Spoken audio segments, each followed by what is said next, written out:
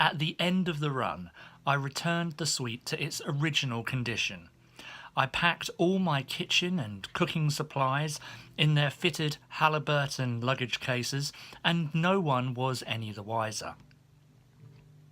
I remember doing my settling in thing at the Pierre Marquette Hotel in Peoria, Illinois, where I was engaged to appear for the whole of the spring and summer of 1948.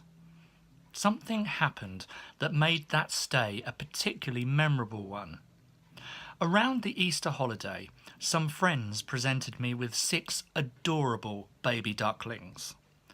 They knew how much I loved pets, which always bring out the paternal instincts in me, and they become my children. These darling little balls of yellow fluff were no exceptions. From the beginning, they had individual personalities. I gave the more playful ones the Disney-like names, so Donald, Daffy, and Daisy. The more sedate ones got the glamorous names, Dietrich, Garbo, and Rita, as in Hayworth. Ever the decorator, I created a duck mansion for them out of cardboard boxes and wallpaper samples. Over the weeks, as I watched them grow into full-fledged white ducks, I fell more and more in love with them. I always had little treats for them, which they would eat out of the palm of my hand. When I called out their names, they would come to me.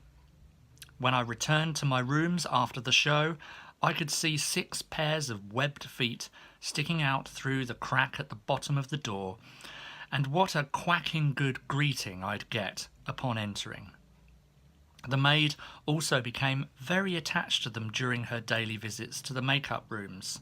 She lived on a farm outside the city, and when my engagement was over, I left my 6 feathery friends with her.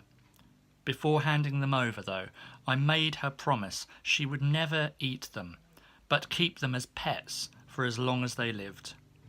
Believe me, I shed a tear when I had to bid farewell to them and put them out for adoption. The hotel staff I always get very friendly, especially during the longer engagements. Maybe it's because they think it's kind of marvellous that I always try to make a home for myself whenever I have to live in a place for any length of time. Maybe it's because they appreciate the fact that I'm the type who straightens up the rooms before the maid arrives. I've even had maids who have taken my laundry home, washed it and brought it back the very next day. All perfectly ironed and folded. I guess the extra service is why a member of the troupe once teasingly called me the chambermaid's delight.